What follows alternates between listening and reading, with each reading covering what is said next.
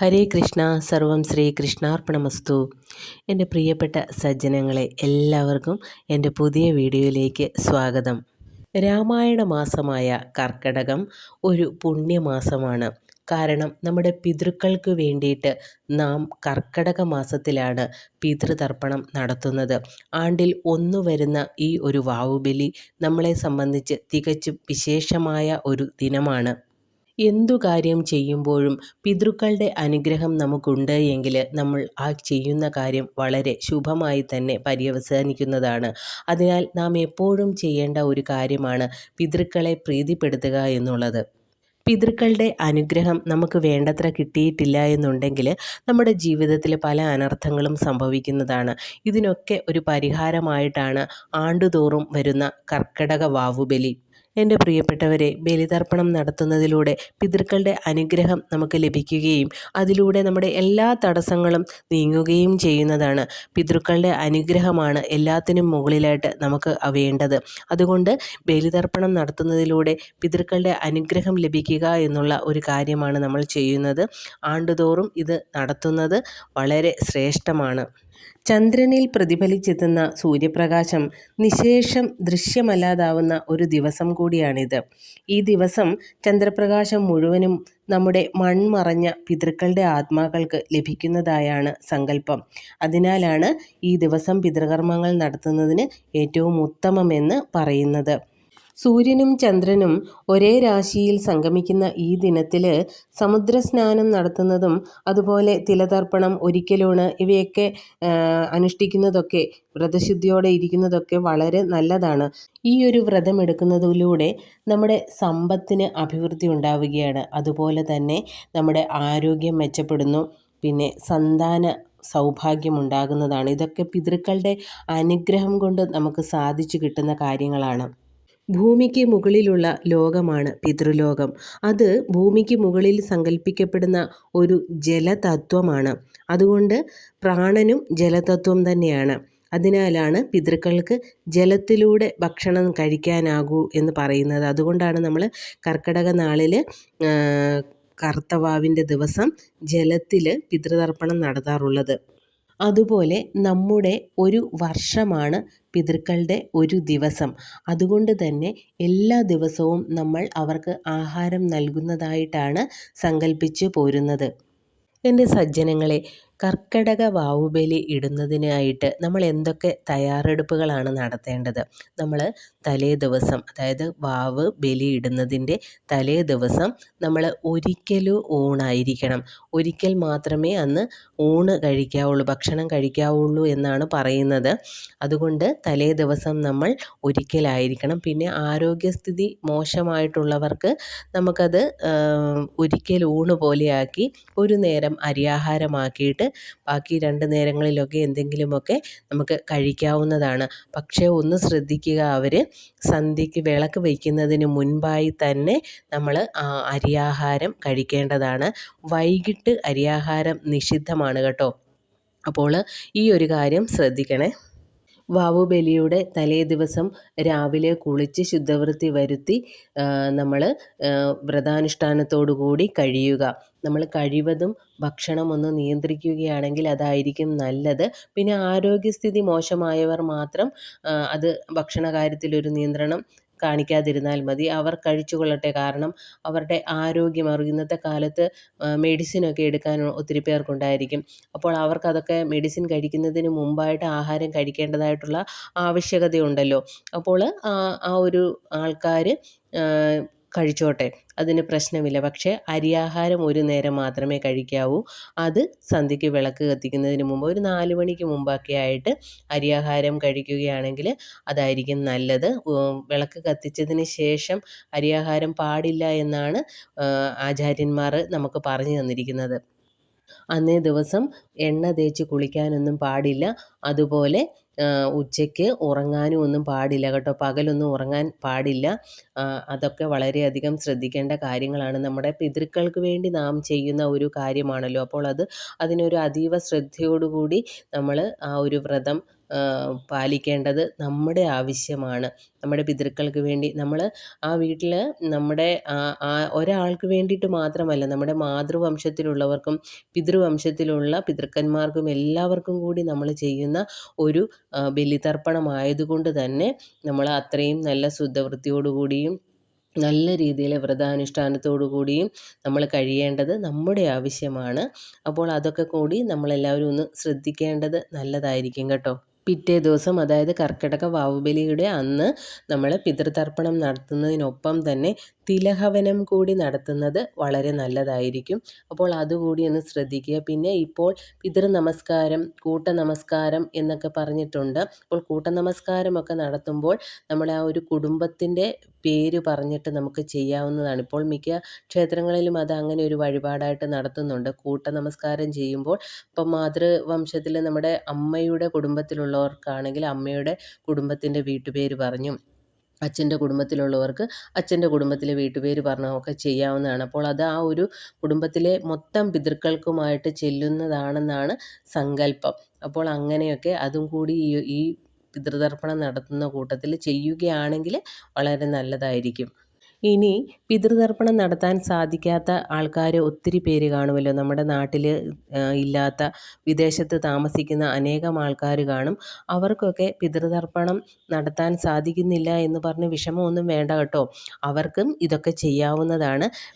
ബലിതർപ്പണം നടത്താൻ സാധിക്കുന്നില്ലെന്നല്ലേ ഉള്ളൂ, അത് സാരമില്ല. അത് നമ്മളിപ്പോൾ വിദേശത്തായി പോയി, അതുകൊണ്ട് നമുക്കിപ്പം ചെയ്യാൻ സാധിക്കില്ല. അതിന് നമുക്ക് ഒരു പോംവഴിയായിട്ട് ചെയ്യാൻ പറ്റുന്നത് ആരെയും കൊണ്ടെങ്കിലും തിലഹവനം ഒന്ന് ചെയ്യിക്കുക. അന്നേ ദിവസം ഒരു തിലഹവനം വഴിപാടായിട്ട് ചെയ്യുക.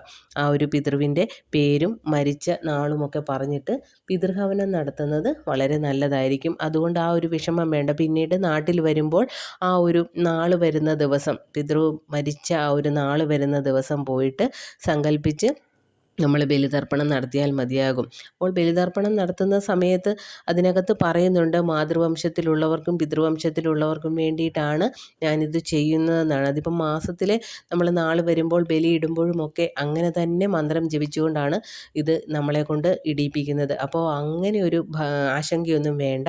നമ്മളെപ്പോൾ നമ്മൾ ഈ ഒരു വാവ് ബലിയിട്ടാലും അഥവാ മാസത്തിൽ നാൾ വരുമ്പോൾ ബലിയിട്ടാലുമൊക്കെ നമ്മളെല്ലാവർക്കും കൂടിയാണ് അത് ചെയ്യുന്നതെന്നാണ് സങ്കല്പത്തിൽ പറയുന്നത്.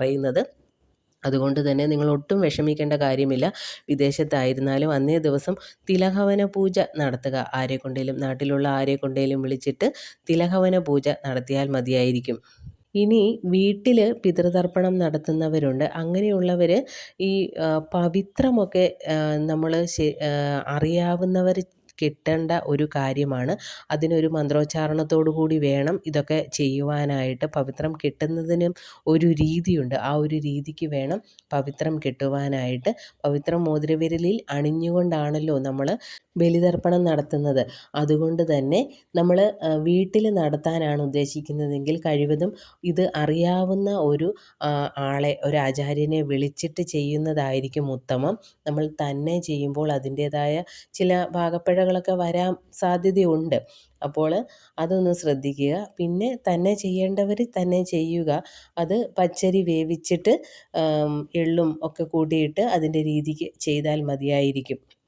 അതിന് ഒരു നമുക്ക് എല്ലായിടത്തും സുലഭമായി ലഭിക്കുന്നതാണല്ലോ വാഴയില, അതുപോലെ ദർഭപ്പുല്ല്, ഇതൊക്കെ നമുക്ക് കിട്ടുന്നതാണ്. അപ്പോൾ അങ്ങനെ ചെയ്യാവുന്നതാണ്. എങ്കിലും ഒരു ആചാര്യനെ വിളിച്ച് ചെയ്യുന്നതായിരിക്കും എപ്പോഴും ഉത്തമം. ഇനി പുലയുള്ളവർക്ക് കർക്കടക വാവുബലി ഇടാൻ സാധിക്കുമോ? പുലയുള്ളവർ ബലി ഇട്ടുകൊണ്ടിരിക്കുകയാണല്ലോ. അപ്പോൾ ആ ഒരു പുല ആചരിക്കുന്ന സമയത്ത് അവർ ബലി ഇടുന്നുണ്ട്. അതുകൊണ്ട് തന്നെ കർക്കടക വാവുബലി ഇടേണ്ട കാര്യം വരുന്നില്ല. അതുപോലെ ഒരാൾ മരണപ്പെട്ടതിന് ശേഷം 1 വർഷത്തിന് മുന്നായിട്ടാണ് കർക്കടക വാവുബലി വരുന്നത് എങ്കിൽ കർക്കടക വാവുബലി ഇടേണ്ട കാര്യമുണ്ടോ എന്നാണ് അടുത്തൊരു ചോദ്യം വരുന്നത്. അതിന് ഉത്തരമായിട്ട് പറയാനുള്ളത്, 1 വർഷം തികഞ്ഞതിന് ശേഷം മാത്രം കർക്കടക വാവുബലി ഇട്ടാൽ മതിയാകും ആ ഒരു പിതൃവിന് വേണ്ടിയിട്ട്. ഇനി കർക്കിടകത്തിൽ ആണ്ടുബലി നടത്തുന്നവരുണ്ടല്ലോ, അങ്ങനെയുള്ളവർ കർക്കിടക വാവുബലി ഇടേണ്ട കാര്യമുണ്ടോ? അവർക്കും ഇടാവുന്നതാണ്. കാരണം ഈ കർക്കിടകത്തിലെ വാവുബലി എന്ന് പറയുന്നത് നമ്മുടെ എല്ലാ പിതൃക്കന്മാർക്കും വേണ്ടിയിട്ട് ഉള്ളതാണ്. അതുകൊണ്ട് തന്നെ കർക്കിടക വാവുബലി എല്ലാവർക്കും ഇടാവുന്നതാണ്. അത് മരിച്ച് 1 വർഷമാകുന്നതിന് മുമ്പുള്ള കർക്കിടക വാവുബലി മാത്രം ഇടണ്ട. അതുമാത്രം ഒന്ന് പരിഗണിച്ചാൽ മതിയാകും. ഇനി പീരിയഡ്സ് ആയി കഴിഞ്ഞാൽ ഈ ബലിതർപ്പണം നമുക്ക് എന്നാണ് നടത്താൻ സാധിക്കുന്നത്? കർക്കിടകത്തിൽ നമ്മൾ ബലിതർപ്പണം ചെയ്യുന്നതിന് സാധിക്കുമോ എന്ന് ഒരു ചോദ്യം വരുന്നുണ്ട്. അപ്പോൾ അതിന് പറയാനുള്ളത്, പീരിയഡ്സ് ആയി കഴിഞ്ഞാൽ നമുക്ക് എന്നാണോ നമ്മുടെ ദേഹം ശുദ്ധമാകുന്നത് അതിൻ്റെ പിറ്റേ ദിവസം മുതൽ നമുക്ക് ഇത് ഒരിക്കൽ വ്രതം അനുഷ്ഠിക്കാം. അതുപോലെ തന്നെ വാവു ബലിയിടാം. ബലിതർപ്പണമൊക്കെ നടത്തുന്നതിന് കുഴപ്പമൊന്നുമില്ല. പക്ഷേ ഇത് ചെയ്യുന്ന സമയത്ത്, നമ്മൾ ഒരിക്കലെടുക്കുന്ന സമയത്തും നമ്മൾ ബലിതർപ്പണം നടത്തുന്ന സമയത്തും നമ്മുടെ ശരീരം ശുദ്ധമായിരിക്കണം. നമുക്ക് ഈ 7ഉം 8ഉം കണക്കൊന്നും വേണ്ട. ചിലർക്കൊക്കെ 3 ദിവസം അല്ലെങ്കിൽ 4 ദിവസമാകുമ്പോഴേ ശരീരം ശുദ്ധമാകും. അങ്ങനെയുള്ളവർ ശുദ്ധമായതിൻ്റെ പിറ്റേ ദിവസം മുതൽ നമുക്ക് ചെയ്യാവുന്നതാണ്. ഇതൊക്കെ ഒരിക്കൽ വ്രതം അനുഷ്ഠിക്കുകയും ബലിതർപ്പണം നടത്തുകയും ചെയ്യാവുന്നതാണ്. അതുപോലെ കർക്കിടകത്തിൽ വരുന്ന ബലിതർപ്പണം കുട്ടികൾക്ക് നടത്താൻ സാധിക്കുമോ? കുട്ടികൾക്ക് തീർച്ചയായും നടത്താം. കാരണം അവർക്ക് അവരുടെ പൂർവികരെ അനുസ്മരിക്കുന്നത് എന്തുകൊണ്ടും അവർക്ക് അനുഗ്രഹപ്രീതിക്ക്, അവരുടെ ആ ഒരു പൂർവികന്മാരുടെ, പിതൃക്കന്മാരുടെ അനുഗ്രഹം അവർക്ക് കിട്ടുന്നതിന് വളരെ നല്ലതാണ്. അതുകൊണ്ട് തന്നെ കുട്ടികളെയും കൊണ്ടും ഒക്കെ ബലിതർപ്പണം നടത്താവുന്നതാണ്. അതിപ്പോൾ ഒരു അറിവ്, ഇത് പറഞ്ഞു കൊടുത്താൽ മനസ്സിലാകുന്ന പ്രായം മുതലുള്ള കുട്ടികളെ കൊണ്ട് ചെയ്യിക്കുന്നതായിരിക്കും നല്ലത്. ഇനി പല ആരോഗ്യ പ്രശ്നങ്ങളാൽ ബലിതർപ്പണം നടത്താൻ കഴിയാത്തവരുണ്ടല്ലോ. അവർക്ക് ഇരിക്കാൻ സാധിക്കുകയോ അല്ലെങ്കിൽ ഒരിക്കൽ വ്രതം പോലും എടുക്കാനായിട്ടുള്ള ഒരു ആരോഗ്യസ്ഥിതി അവർക്കുണ്ടായിരിക്കുകയില്ല. അപ്പോൾ അങ്ങനെയുള്ളവർ, അവർക്ക് പിതൃക്കന്മാർക്കറിയാം അവരിതെല്ലാം കണ്ടുകൊണ്ടിരിക്കുന്നുവെന്നാണല്ലോ നമ്മുടെ ഒരു സങ്കല്പം. ആ സങ്കല്പത്തിൻ്റെ പുറത്താണല്ലോ നമ്മൾ ഈ ബലിതർപ്പണം ഒക്കെ നടത്തുന്നതും. അതുകൊണ്ട് തന്നെ നമുക്ക് ആരോഗ്യപരമായ ബുദ്ധിമുട്ടുകൾ ഉണ്ട് എന്നുണ്ടെങ്കിൽ നമുക്ക് സാധിക്കില്ല, ബലിതർപ്പണം നടത്താൻ സാധിക്കില്ല എന്നൊരു ബോധ്യം നമുക്കുണ്ട് എന്നുണ്ടെങ്കിൽ വിഷമിക്കേണ്ട. നമുക്ക് ക്ഷേത്രങ്ങളിൽ തിലഹവനം എന്ന് പറയുന്ന വഴിപാട് നടത്തിയാൽ മതിയാകും. അതോടൊപ്പം തന്നെ ഒരു പിതൃപൂജയും കൂടി നടത്തുകയാണെങ്കിൽ വളരെ ഉത്തമമായിരിക്കും. എൻ്റെ പ്രിയ സജ്ജനങ്ങളെ, അതുപോലെ തന്നെ നമ്മുടെ പിതൃക്കന്മാരെ നമ്മൾ ആവാഹിച്ച് ആണ്ടുബലി നടത്തുന്ന സമയത്ത് തന്നെ നമ്മൾ ഹോമമൊക്കെ നടത്തി അവരെ ആവാഹിച്ച് ഒരു പീഠത്തിലിരുത്തി ആ ഒരു ഇത് നമ്മൾ ഒരു ക്ഷേത്രത്തിൽ കൊണ്ടുപോയി ഉപവിഷ്ടരാക്കാൻ വേണ്ടി കൊടുക്കാറുണ്ടല്ലേ. അപ്പോൾ അങ്ങനെയുള്ള ആ ഒരു ക്ഷേത്രം നമ്മുടെ എത്തിപ്പെടാവുന്ന ഒരു ദൂരത്താണെങ്കിൽ, നമുക്ക് എത്താവുന്ന ഒരു ദൂരത്താണ് അവരെ ഇരുത്തിയിരിക്കുന്ന, അവരെ ആ ഉപവിഷ്ടരാക്കിയിരിക്കുന്ന ആ ഒരു ക്ഷേത്രമെങ്കിൽ നമ്മൾ അവിടെയും കൂടി ഒന്ന് പോയി നമ്മൾ ഒരു തിലഹവന പൂജ അവിടെ നടത്തുന്നതായിരിക്കും ഏറ്റവും ശ്രേഷ്ഠമായിട്ടുള്ളത്. ഇനി അതിന് സാധിക്കാത്തവരാണെങ്കിൽ കഴിവതും വിഷ്ണു ക്ഷേത്രത്തിൽ തിലഹവനം നടത്തുവാനായിട്ട് ശ്രദ്ധിക്കുക. അതായിരിക്കും ഏറ്റവും ഉത്തമമായിട്ടുള്ളത്. വിഷ്ണുവിങ്കൽ സമർപ്പിക്കുന്നതാണ് എപ്പോഴും നല്ലതെന്നാണ് ആചാര്യന്മാർ പറഞ്ഞിട്ടുള്ളത്. അതുപോലെ തന്നെ നമ്മുടെ നാട്ടിൽ ചിലയിടങ്ങളിലൊക്കെ കാണാവുന്ന ഒരു കാര്യമാണ് പിതൃക്കൾക്ക് വേണ്ടി ഭക്ഷണം തയ്യാറാക്കി സമർപ്പിക്കുന്നത്. അവർക്ക് ജീവിച്ചിരുന്ന സമയത്ത് അവർക്കിഷ്ടമുള്ള ഭക്ഷണങ്ങൾ എന്തൊക്കെയാണോ അതൊക്കെ ഉണ്ടാക്കി ഒരു വാഴയിലയിൽ വെച്ചിട്ട് വിളക്ക് കത്തിച്ച് അതിൻ്റെ ഫ്രണ്ടിലായിട്ട് വിളക്ക് വെച്ചുകൊണ്ട് ഒരു സമർപ്പണം, അതാണ് ഉദ്ദേശിക്കുന്നത്. അവർക്ക് ഭക്ഷണം അന്നേ ദിവസം നമ്മൾ അവർക്ക് ഇഷ്ടപ്പെട്ട ഭക്ഷണമെല്ലാം കൊടുക്കുന്നുവെന്നുള്ള ഒരു സങ്കല്പം, അത് മിക്ക നാടുകളിലും കാണാവുന്ന ഒരു കാഴ്ചയാണ് പിതൃക്കൾക്ക് വേണ്ടിയുള്ള സമർപ്പണം. അതുപോലെ ഇതുപോലൊരു സമർപ്പണം നമ്മൾ നടത്തുമ്പോൾ, അതായത് ഭക്ഷണം പാകം ചെയ്ത് നമ്മൾ അവർക്ക് വേണ്ടി സമർപ്പിക്കുന്ന ആ ഒരു ചടങ്ങ് നമ്മൾ നടത്തുമ്പോൾ അത് എല്ലാ വർഷവും മുടങ്ങാതെ നമുക്ക് ചെയ്യാൻ സാധിക്കണം. അങ്ങനെ സാധിക്കുന്നവർ മാത്രമേ അത് ചെയ്യാവുള്ളൂ എന്നാണ് ആചാര്യന്മാർ പറയുന്നത്. അവർക്ക് വേണ്ടിയിട്ടുള്ള ഈ ഒരു സമർപ്പണം ഒരിക്കലും നമ്മൾ തുടങ്ങിക്കഴിഞ്ഞാൽ അത് മുടങ്ങരുതെന്നാണ് ആചാര്യന്മാർ പറയുന്നത്. അപ്പോൾ എല്ലാവരും കർക്കിടക വാവിൻ്റെ അന്ന് ബലിതർപ്പണം നടത്തുവാനായിട്ട് ഒരുങ്ങിക്കൊള്ളുക.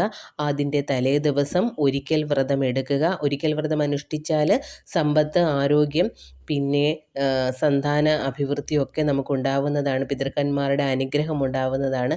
എല്ലാവരും പിതൃക്കന്മാരുടെ അനുഗ്രഹത്തിനായി പാത്രീഭൂതരാവട്ടെ എന്ന് പ്രാർത്ഥിച്ചുകൊണ്ട് എല്ലാവർക്കും ഭഗവാന്റെ അനുഗ്രഹം ഉണ്ടാകട്ടെ. എല്ലാവരുടെയും കുടുംബത്തിൽ സന്തോഷവും സമാധാനവും നിറയട്ടെ. എല്ലാവർക്കും ആയുസ്സും ആരോഗ്യവും ഭഗവാൻ തരട്ടെ എന്ന് ആത്മാർത്ഥമായിട്ട് പ്രാർത്ഥിച്ചുകൊണ്ട് ഹരേ കൃഷ്ണ. സർവം ശ്രീ കൃഷ്ണാർപ്പണമസ്തു.